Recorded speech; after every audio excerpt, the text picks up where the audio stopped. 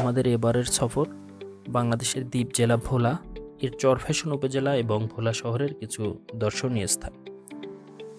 আমাদের সফর ছিল 25 ও 26 নভেম্বর 2024। আপনি ঢাকা থেকে যেতে চাইলে ঢাকা সদরঘাট থেকে ফারহান 6, কর্ণফুলী 12, টিপু সহ কয়েকটি লঞ্চ প্রত্যেক দিন সন্ধ্যা 7টা থেকে 9টার মধ্যে ছেড়ে যায় চরফ্যাশনের উদ্দেশ্যে। আপনি যে কোনো লঞ্চেই চলে যেতে পারবেন চরকুকরিমুকরি ভ্রমণের জন্য। মানভেদে এই লঞ্চের ভাড়া পড়বে ডেকে 400, সিঙ্গেল কেবিন 1200 টাকা, ডাবল কেবিন 2000 থেকে 2200 টাকা এবং ফ্যামিলি ভিআইপি কেবিন 5000 থেকে 7000 টাকা পর্যন্ত। এখন সন্ধ্যা 7টা, আমরা ঢাকা সদরঘাটে চলে এসেছি। আমরা এখানে এসে সবগুলো লঞ্চ ঘুরে দেখে কথা বলে আমরা ফারহান 6 লঞ্চে একটি ভিআইপি কেবিন নিয়েছিলাম।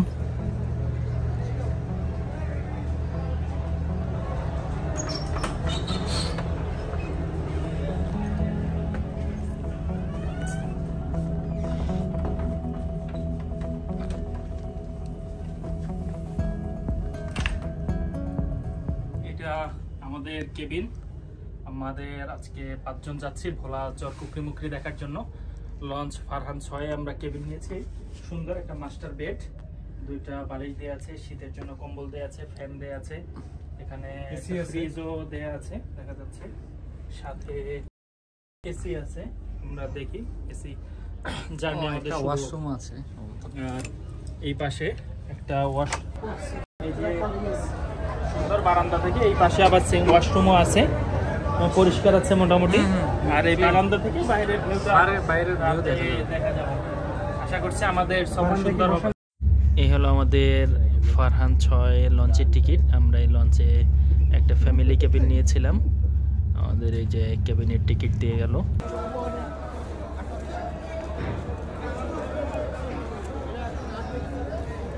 অলরেডি খাওয়া দাওয়া শুরু হয়ে গেছে।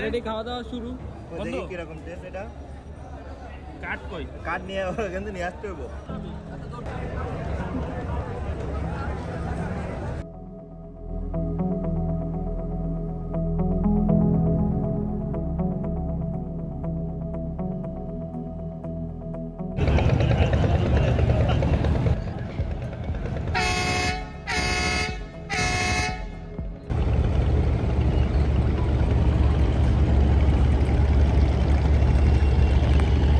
এখন রাত 8:30। আমাদের লঞ্চ ঢাকা সদরঘাট থেকে মাত্র ভোলার চরফ্যাশনের উদ্দেশ্যে রওনা হয়েছে। আপনারা দেখতে পাচ্ছেন যে আমাদের লঞ্চ আস্তে আস্তে পেছনের দিকে দিয়ে ভোলার উদ্দেশ্যে ঢাকা সদরঘাট থেকে রওনা হচ্ছে।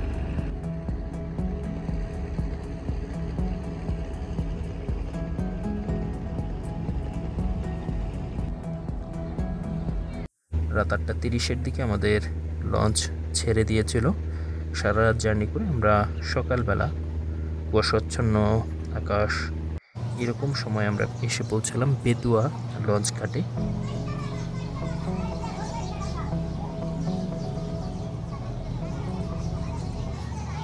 আমরা বেতুয়া লঞ্চ ঘাটে নামার পরে এখান থেকে একটি অটো যোগে আমরা চলে যাই চরফ্যাশন উপজেলার সবচেয়ে বিখ্যাত যে একটি দর্শনীয় স্থান জ্যাকব টাওয়ার।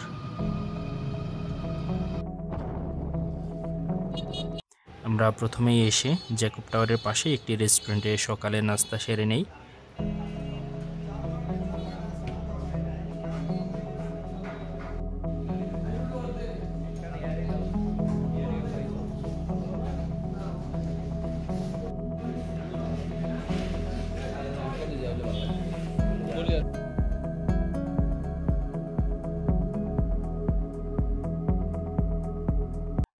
সকাল সকাল নাস্তা করার পরে এর পাশেই ছিল জ্যাকব টাওয়ার। আমরা জ্যাকব টাওয়ার দেখার জন্য চলে যাই। খুবই নান্দনিক পরিবেশ ছিল সকালবেলা। আমরা এখন আছি ভোলার চরফ্যাশনের সবচেয়ে বিখ্যাত যে স্থানটি জ্যাকব টাওয়ার। আমাদের পিছনে এই যে দেখা যাচ্ছে জ্যাকব টাওয়ার, সুবিশাল স্তূপায়। আর এই পাশেই দেখা যাচ্ছে চর ফ্যাশন কেন্দ্রীয় খাসমহল জামে মসজিদ, সুন্দর দৃষ্টিনন্দন একটা মসজিদ। এটার ভিতরেও আমরা যাওয়ার চেষ্টা করব এবং দেখব ভিতরের পরিবেশটা কেমন। বাহিরের যে কারুকার্য তাতে মনে হয়েছে মসজিদটা খুবই সুন্দর একটি মসজিদ। চর ফ্যাশন কেন্দ্রীয় খাসমহল জামে মসজিদ, আমরা ভিতরের পরিবেশটা দেখার চেষ্টা করছি।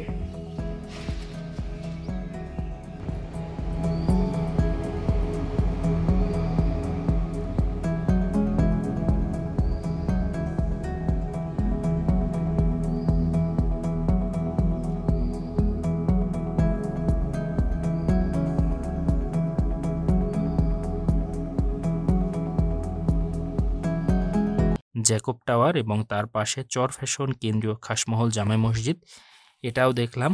এটা দেখার পরে এর পাশে ছিল শহীদ মিনার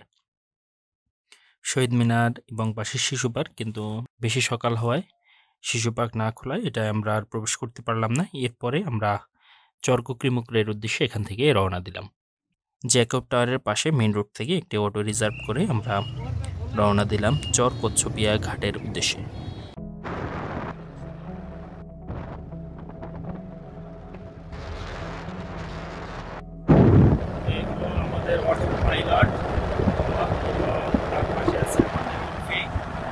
আমাদের পেছনে আছে মাহফুজ, আর এই পাশে সালাম।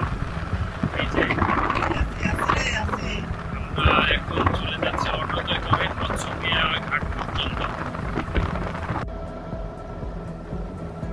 আমরা প্রায় 1 ঘন্টা জার্নি করার পরে আমরা চলে আসলাম চর কচ্ছপিয়া ট্রলার ঘাটে।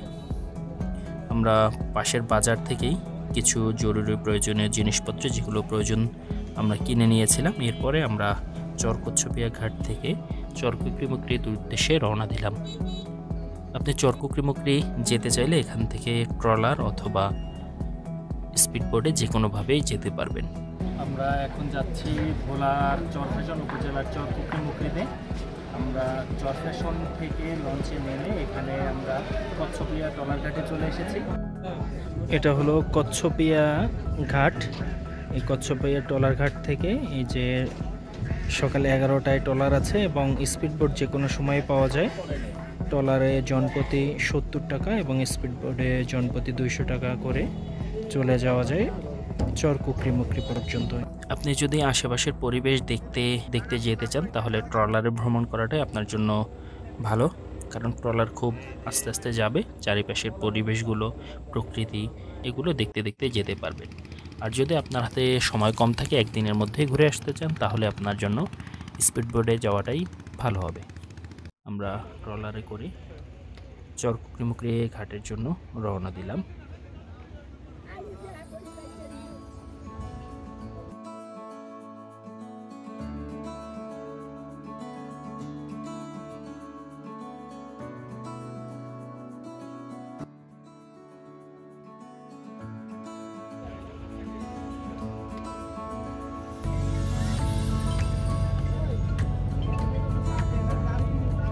মেঘনা নদীর কোল ঘেঁষে আমরা রওনা দিলাম চর কুকরিমুকরির জন্য।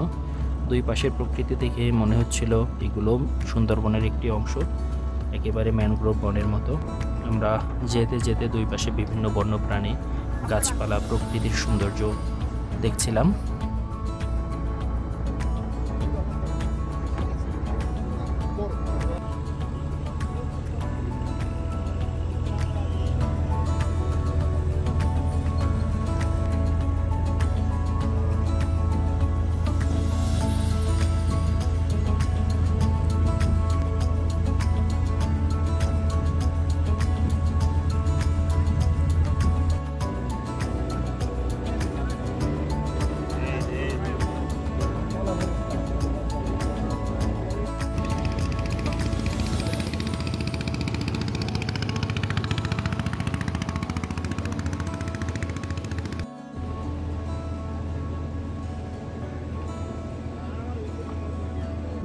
আমরা প্রায় 50 মিনিট যাত্রা শেষে ট্রলারের মাধ্যমে এসে পৌঁছালাম চর কুকরিমুকরি ঘাটে। চর কুকরিমুকরি ঘাটে নামার পরে এখান থেকে আপনাকে মোটরসাইকেল অথবা অটো রিজার্ভ করে চলে যেতে হবে ডাকাতিয়া সুইচ গেট। অর্থাৎ ডাকাতিয়া নদীর পাশে একটি সুইচ গেট আছে সেখান পর্যন্ত, সেখান থেকে আপনাকে হেঁটে যেতে হবে। আমরা যেহেতু 5 জন ছিলাম, একটি অটো আমাদের জন্য পারফেক্ট ছিল। আমরা একটি অটো রিজার্ভ করে গ্রামীণ রাস্তা ধরে, কখনো মাটির কখনো ইটের রাস্তা ধরে আমরা চলে আসলাম ডাকাতিয়া সুইচ গেট। এটা হলো ডাকাতিয়া খাল সুইচ গেট। এইখানে অটো থেকে আসার পরে এই যে গলি দিয়ে এরপরে আমাদের যেতে হবে আর কি। আমাদের ডাকাতিয়া এই খালের এই সাঁকো পার হয়ে আমাদের যেতে হবে। এই যে আমাদের হাবিব, এই যে মাহফুজ।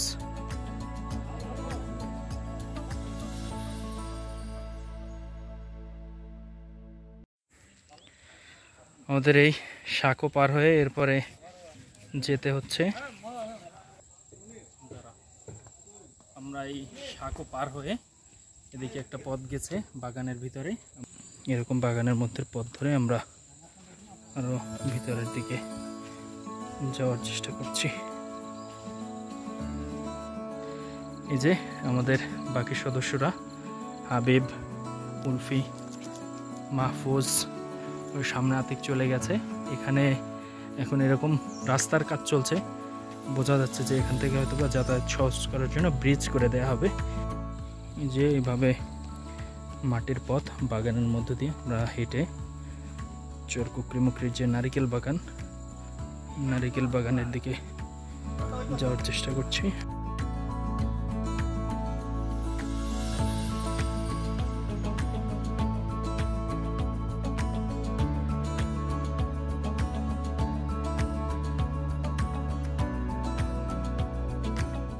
Charkukrimukri watch tower. আমরা এই ওয়াচ টাওয়ারটা বন্ধ ছিল, কিন্তু আমাদের যে গাইড ছিল, গাইডের সাথে কথা বলে আমরা ওয়াচ টাওয়ার খুলে নিলাম। আশা করছি এখান থেকে উপরে উঠলে পুরা প্রকৃতির একটা ভিউ পাওয়া যাবে। এই যে আমাদের বাকি সদস্যরা উঠতেছে।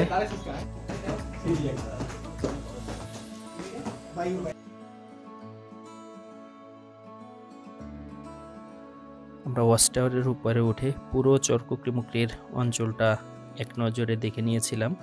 খুবই সুন্দর লাগছিল। ওয়াচ টাওয়ার থেকে নেমে আমরা সামনের দিকে যেতে লাগলাম। এখানেও ছোট্ট একটি খালের মতো, এখানে নৌকায় আমাদের ওপার পার হতে হলো। এই যে এই ঘাট থেকে এই নৌকায় করে আমাদের ওই পারে যেতে হবে।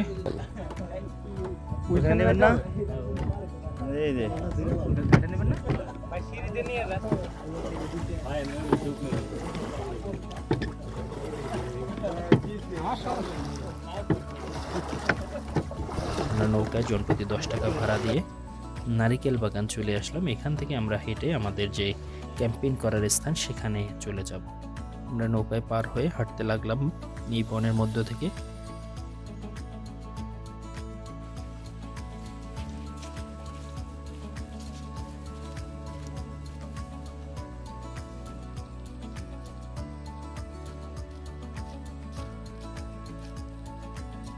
অবশেষে আমরা চলে আসলাম চরকুকরিমুকরি যে সেই সুবিস্তীর্ণ বিচে। আমাদের গাইড বলল আর একটু সামনে গেলে আমাদের ক্যাম্প করার স্থান।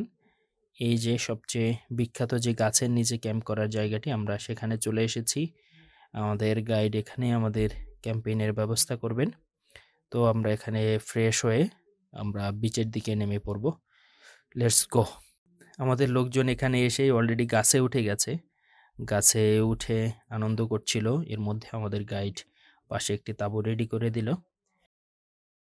এই তো নাকিব,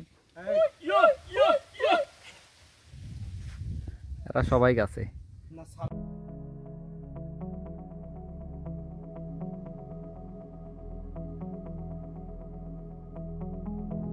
আমরা তাঁবুতে সবকিছু রেখে আমরা গোসলের জন্য নেমে পড়লাম। সবাই যাচ্ছে মাছ ধরার জন্য।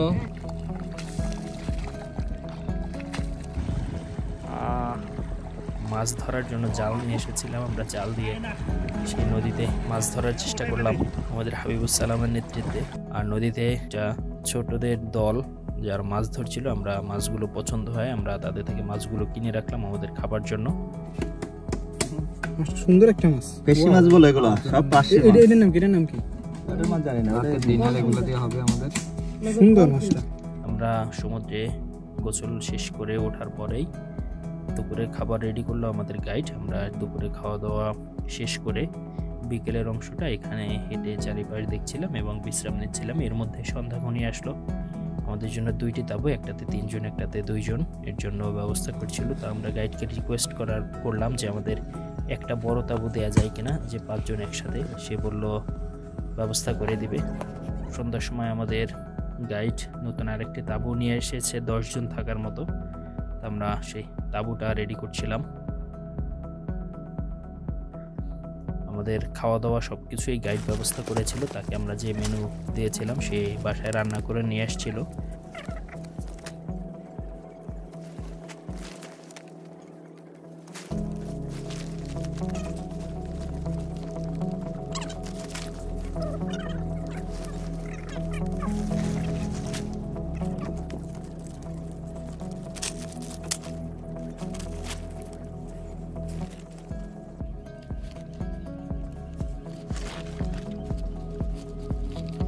আমাদের তাঁবু রেডি হয়ে গেছে। এই যে এখানে আমাদের রাতে থাকা হবে। খুব বিশাল তাঁবু, 2টা পার্ট আছে। প্রথম একটা পিছনে আবার বারান্দার মতো। খুবই অসাধারণ একটা অনুভূতি। ক্যাম্পিং করার অনেক দিন যাবত ইচ্ছে ছিল। সেই ক্যাম্পিং অবশেষে আমরা ভোলা চরপুকটি মুক্তিতে করছি। সারা রাত আমরা এখানে আড্ডা দিয়ে সময় কাটানোর পরে ঘুমিয়ে পড়লাম। সকালবেলা সূর্য মামার কেতে আমাদের ঘুম ভাঙলো। আমরা সকালবেলা ফজরের নামাজ পড়ার পরেই খুব সুন্দর সূর্যোদয় দেখছিলাম। সমুদ্রের কোল ঘেঁষে সুবিস্তীর্ণ বিচের মধ্যে থেকে সূর্য। আমরা এখানে সকালবেলায় আমাদের টার্গেট ছিল যে আমরা এখান থেকে ভোলা শহরের উদ্দেশ্যে রওনা দেব। এখানে আমরা আর বেশি সময় নষ্ট না করে আমরা যে পথ ধরে এসেছিলাম সেই একইভাবে নদী পার হয়ে জাহাজের মাধ্যমে আমরা চলে গেলাম চরফ্যাশনে।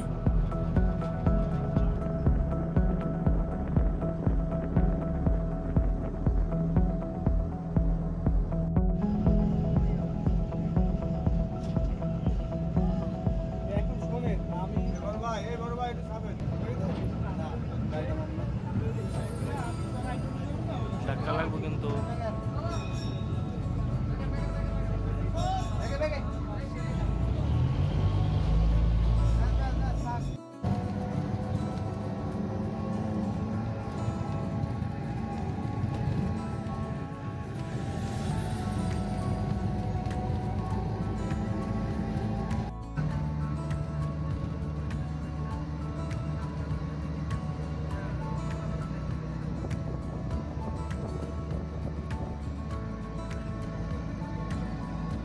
চরফ্যাশন থেকে আমরা ভোলা শহরের জন্য রওনা।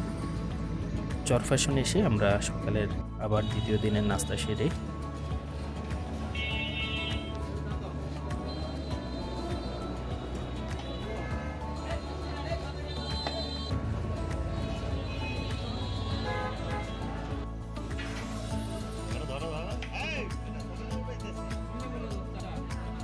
আমরা এখান থেকে বাস যোগে ভোলা শহরের উদ্দেশ্যে রওনা দিলাম।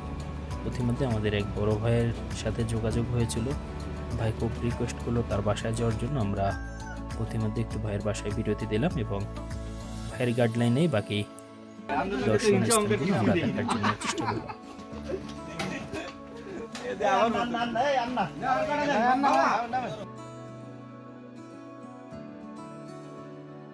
নাম কি? রসবরই। আমরা ভাইদের বাড়ি থেকে আধা ঘন্টার মতো যাত্রা করার পরে অটোযোগে ফাতেমা খানম জামে মসজিদে চলে এসেছি। আমরা এখন আসছি ফাতেমা খানম জামে মসজিদ।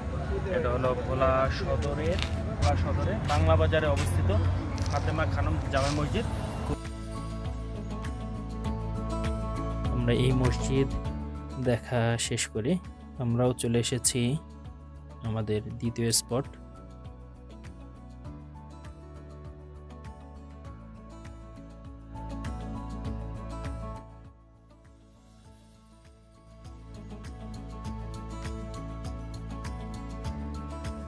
আমরা এখন আছি নিজাম হাসিনা জামে মসজিদ। ভোলা সদরে। এটা অনেক সুন্দর একটা মসজিদ। আমরা ভিতরের দিকে একটু যাই।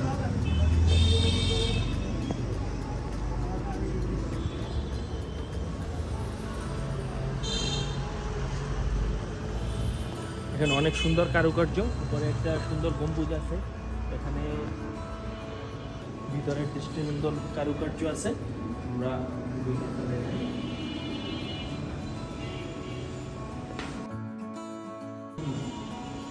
সুন্দর একটা এখানে চারপাশে দেওয়া আছে আলোকসজ্জা, চারিপাশে ইসলামিক ক্যালিগ্রাফি, সুন্দর আল্লাহর ঘর যেরকম সুন্দর হওয়ার কথা তেমনই একটা সুন্দর দৃষ্টিনন্দন মসজিদ।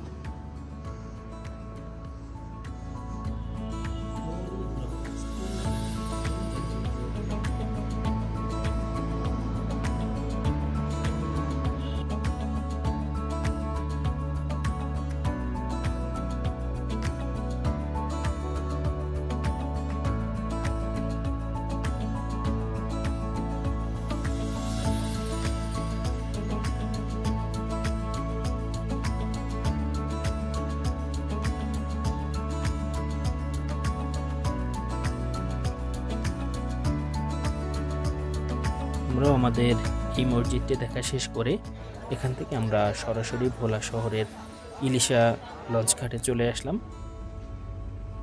রাত 8টার লঞ্চ যোগে আমরা আবারও ঢাকার উদ্দেশ্যে রওনা হলাম। এখানেও একইভাবে আমরা এসে একটি ভিআইপি কেবিন নিয়ে নিয়েছিলাম, সাথে এক্সট্রা আরও 3টি টিকিট নিতে হয়েছিল। আমাদের কেবিন ভাড়া পড়েছিল 5000 টাকা, সাথে আরও 2টি টিকিট নিয়ে আমরা সারা রাত এই জার্নি শেষ করে ঢাকা সদরঘাটে ফজরের আগ মুহূর্তে আমাদের নামার মাধ্যমেই শেষ হয়েছিল আমাদের 2 দিনের ভোলা সফর।